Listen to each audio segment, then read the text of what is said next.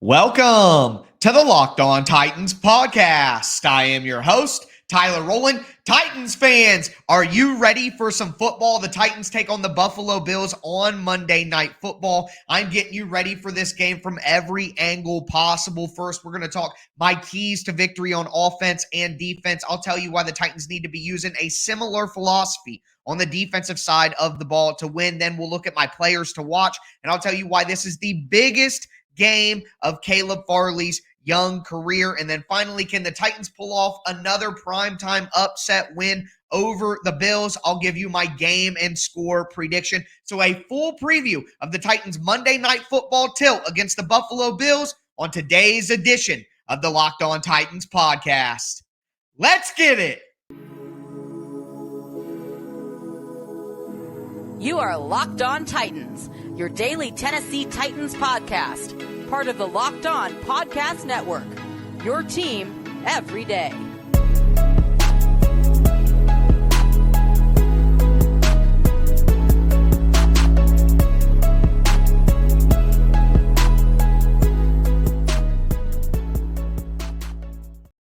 Titans fans, it is a game preview edition of the Locked On Titans podcast, getting you ready for this Monday Night Football matchup between the Titans and the Bills. Do want to let you know that this game preview is presented by Prize Picks. Prize Picks is daily fantasy made easy. You pick 2 to 5 players, and if they score more or less than their Prize Picks projection, you can win up to 10 times your money on your entry. First-time users receive a 100% instant deposit match up to $100 with promo code Locked On. That's prizepicks.com. Promo code Locked On. Thank you guys for making the Locked On Titans podcast your first listen every day. If this is your first ever listen, make sure you subscribe on whatever platform you do stream. I am going to be putting out daily, Monday through Friday, and sometimes Saturday, Tennessee Titans content on all platforms all year long and always for free here on the Locked On Titans podcast. That includes the Locked On Titans YouTube channel. Subscribe there. Smash the notification bell. Throw a thumbs up on the video if you think the Titans are going to beat the Buffalo Bills.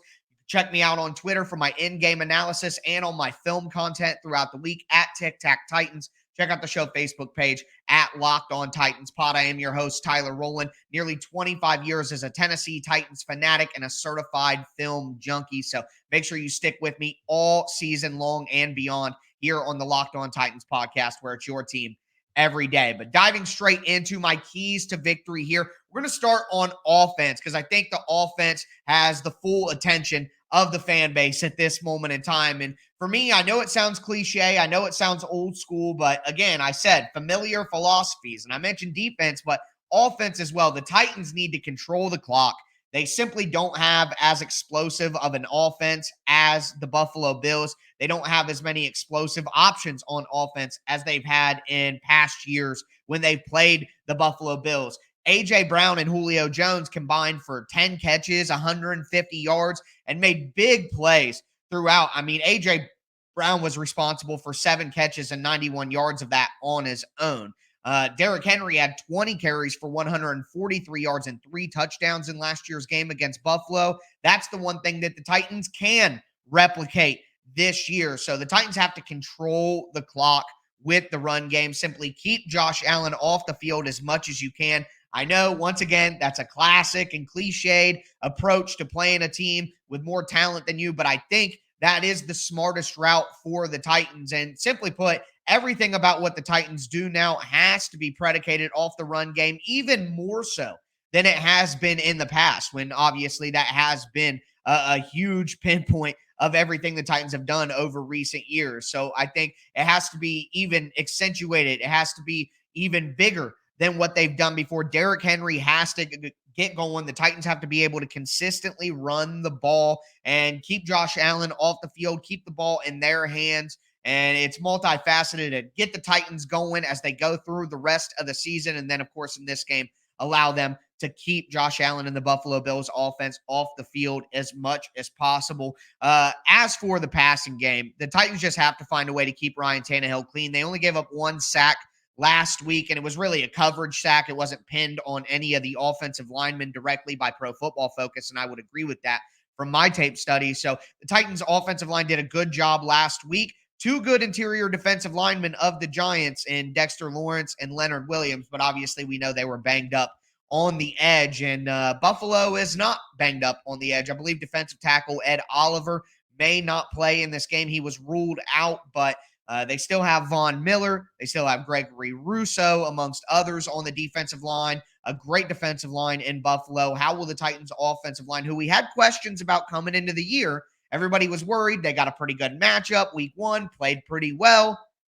How are they going to respond against one of the best defensive fronts in the NFL? This will be a good gauge of where the Titans' offensive line is at. So they got to keep Ryan Tannehill clean and not let Buffalo's defensive line dominate like they did against the Rams.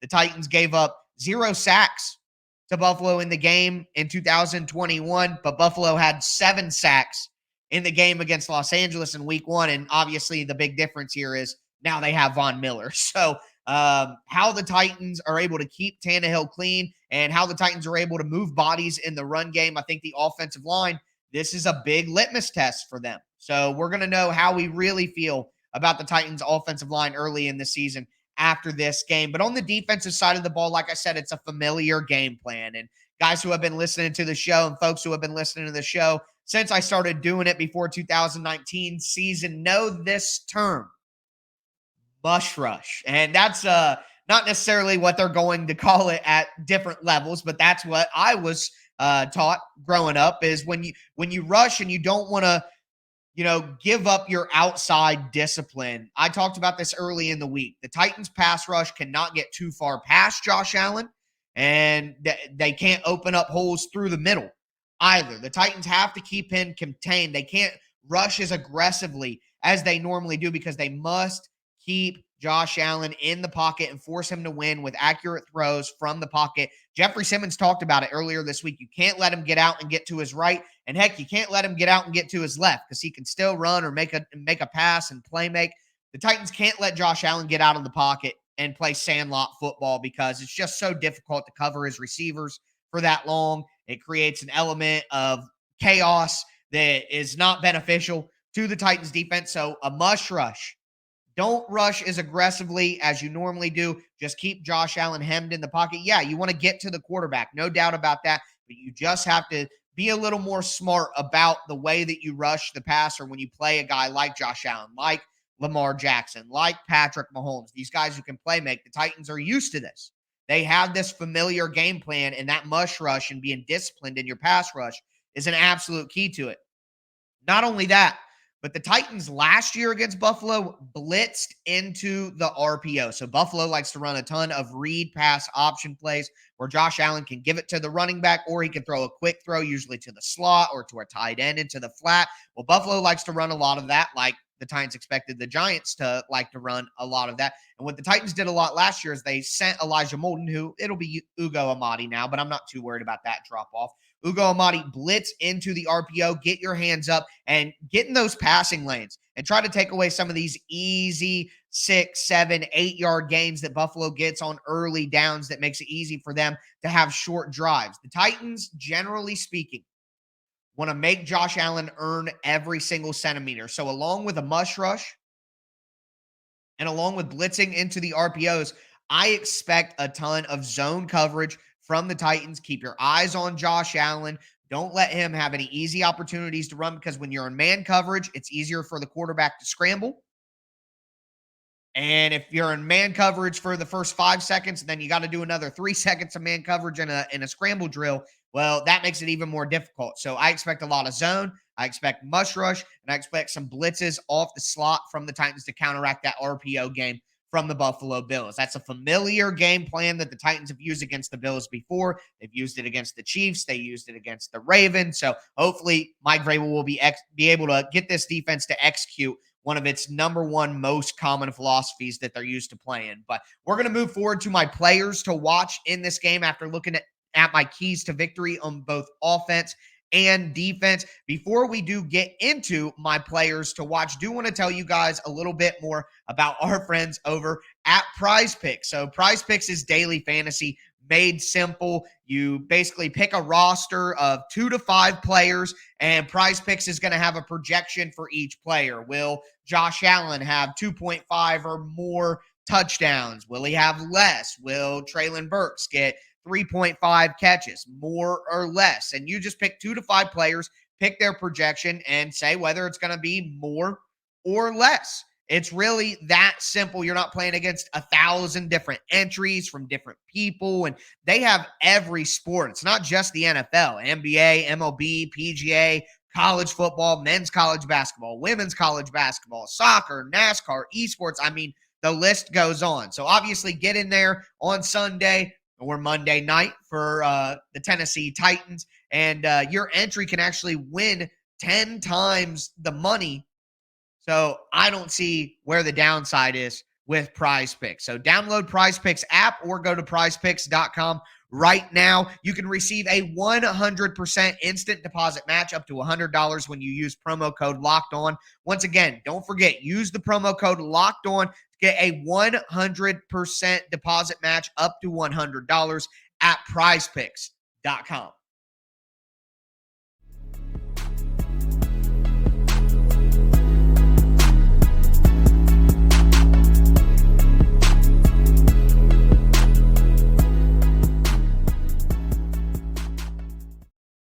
Titans fans, let's continue this game preview edition of the Locked On Titans podcast.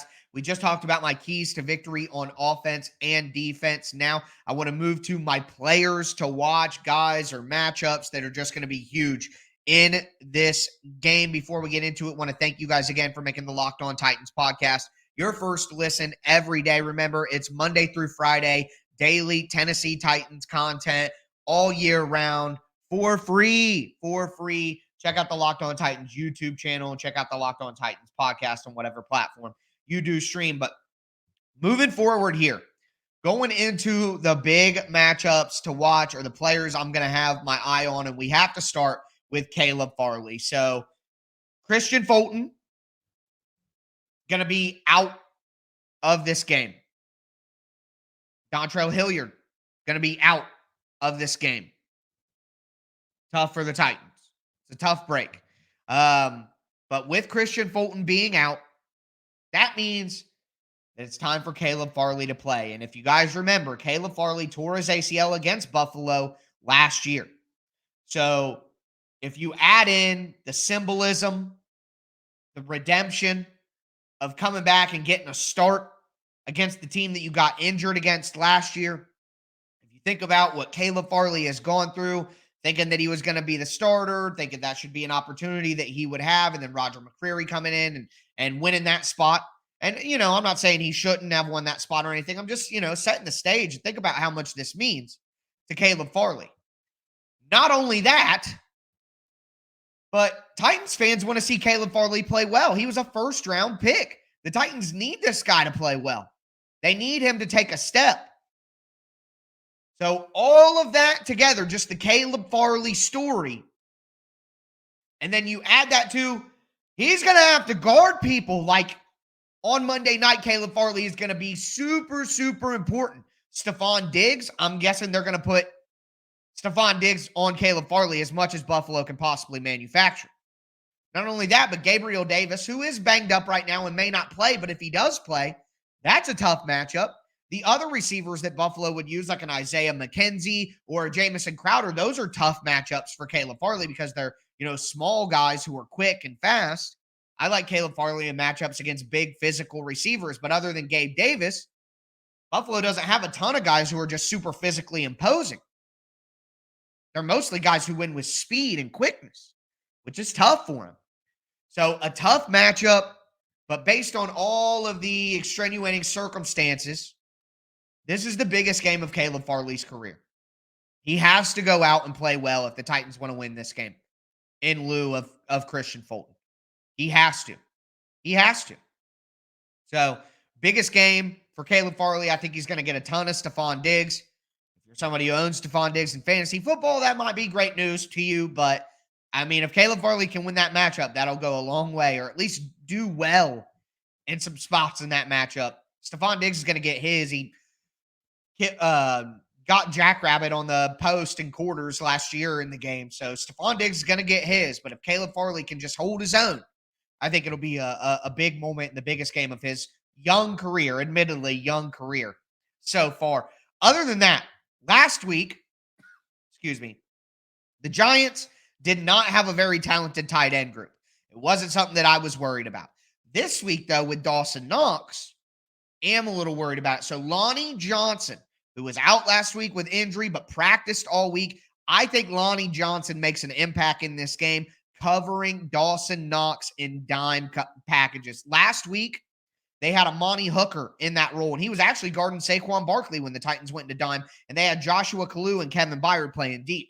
I think this week they let Amani Hooker and Kevin Byard play back deep, and they have Lonnie Johnson as the third safety in dime packages, and he is one-on-one against Dawson Knox, and they go back to putting David Long on the running back because Motor Singletary is not Saquon Barkley. So I expect to see some Lonnie Johnson, and if they don't do that, then it'll be Amani Hooker on Dawson Knox, and either way, that tight end versus safety matchup in passing situations is going to be critical, but I'm hoping that we get a little Lonnie Johnson action this week so Amani Hooker and Kevin Byard can focus on playing back deep and hopefully getting a couple of interceptions off Josh Allen. On the offensive side of the ball, Nicholas Petit-Frere against Von Miller. You know that the Bills are going to hunt that matchup. The rookie did pretty solid last week. He got a little help here and there, but he was the number one rated offensive tackle rookie in the NFL per Pro Football Focus, so good job to MPF. The Giants didn't have Von Miller, though. And there were some moments of concern with NPF in the preseason where I was like, he's probably better than Radens, but boy, still a little worrisome. He's going to get some help from Swaim. He's going to get some help from Haskins out of the backfield, chipping. We know that they're going to help, but it's still Von Miller. And I don't think I could even fault NPF if he got smoked because Von Miller is one of the greatest of all time. So that right there with keeping Tannehill clean is one of my offensive keys. How they help NPF, that's something to watch.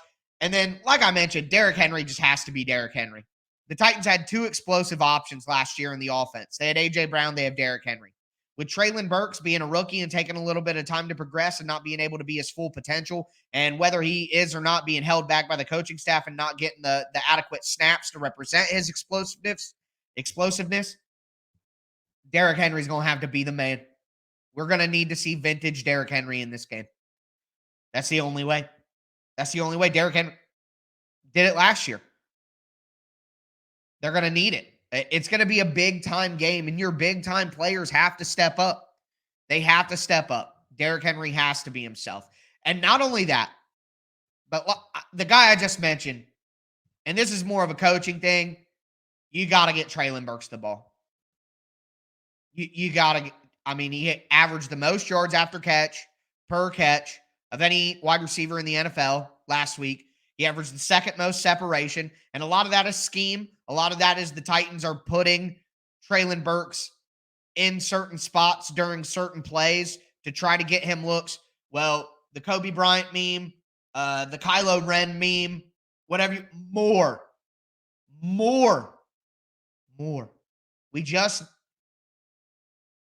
Last year, it was Derrick Henry, it was A.J. Brown. And for better or for worse, Treylon Burks is always going to be compared and linked to A.J. Brown. And at the end of the day, I agree with Mike Vrabel's early sentiments. It's the Jimmies and the Joes, not the X's and the O's. Your star players win you games in big moments. Jeffrey Simmons, Kevin Byard. These are the players who step up and make big plays. If the Titans want to win the game, Derrick Henry has to be amazing. Treylon Burks has to go off. Period. But I'll tell you whether or not I think that happens when I give you my game and score prediction in just a second. Before we get into it, though, I do want to tell you guys about Turo. Turo is basically Airbnb, but for renting a car. They have the largest marketplace for sharing cars.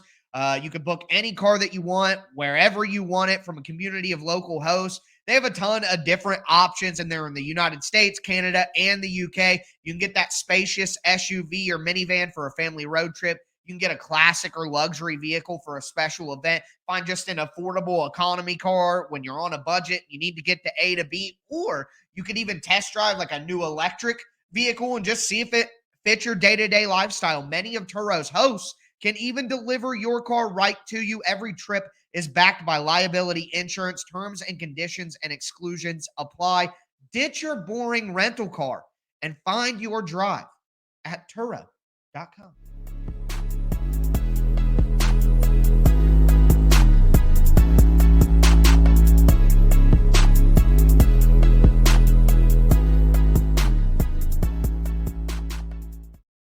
Titans fans, we are going to cap off today's game preview edition of the Locked On Titans podcast. The Titans have a big Monday night football matchup against the Buffalo Bills.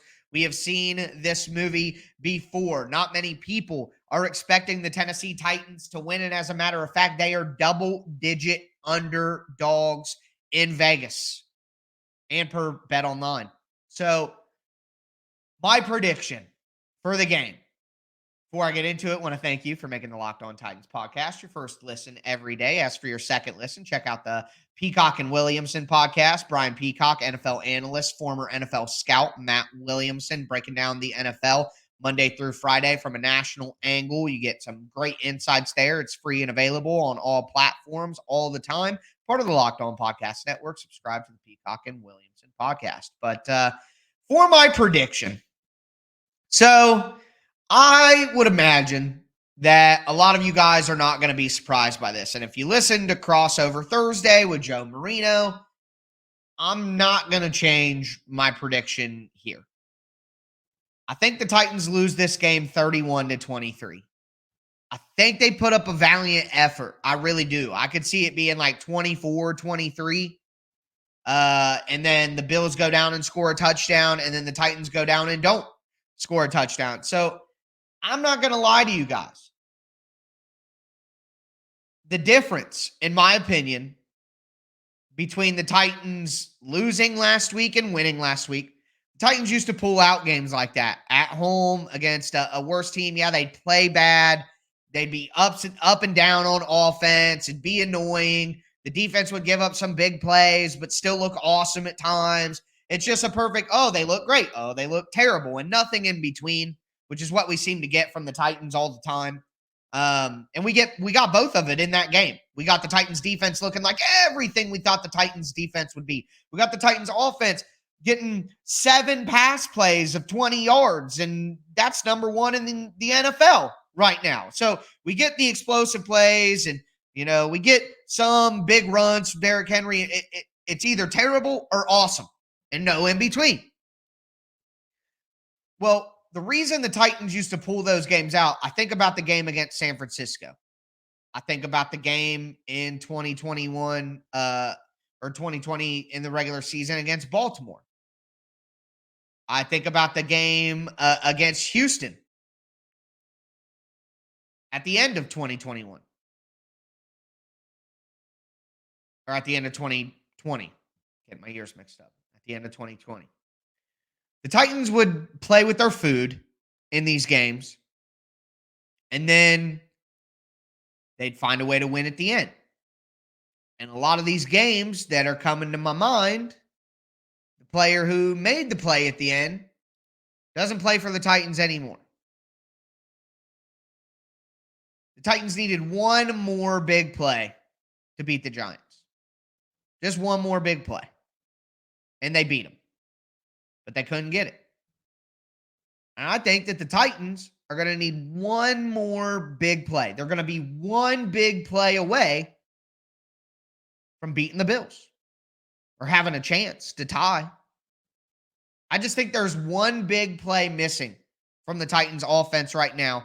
Titans have these big plays, and then they'll go through lulls, and then they'll have a couple of big plays, and that's how they survived. That's how they survived. Especially last year. That's what it was. They'd play with their food, but they'd have enough big plays from their best players to get it done at the end.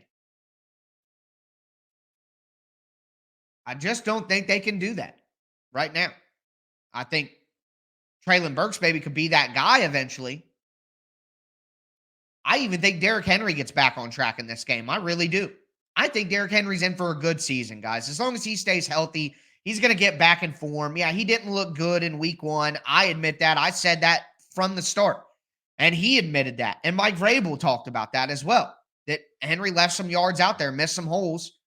He's going to get back in form. I'm worried about that one explosive play in the offense. Can Treylon Burks do it now? Because they need him to do it now. And hopefully the coaching staff will put him in a position to do it now. But I just don't think that week 2 is that time. I think this may be a year where the Titans struggle early on, but play a lot better later into the year. Because I think they need that element from Burks, and I don't know if the coaches are ready to give it to him, and I don't know if he's ready to take it.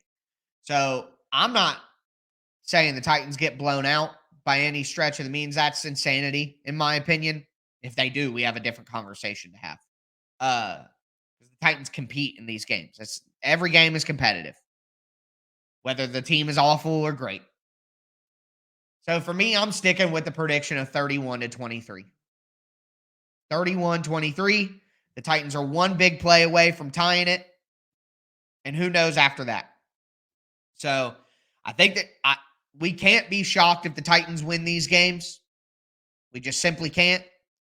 But I also can't pick them to win going into Buffalo with all the motivation they'll have from last year and just simply the talent gap between these teams and the coaching gap, especially with the coordinators. Well, at least on offense. So I'm hoping this would be a huge win for the Titans, and it wouldn't be shocking, but I think they're just one big play on offense away from being able to stay in the game. 31-23 Buffalo is my pick, and if you follow me on Twitter at all, you know that there is no superpower. There is no superpower more powerful than my ability to reverse jinx this team to greatness. So if the Titans do go out there and win, you can thank me on Tuesday. But I'll be here live directly after the game finishes to break everything down with you guys. So make sure you stay subscribed to the Locked On Titans podcast. That's going to do it for me today, folks. I am your host, Tyler Rowland, and this was Locked On Titans.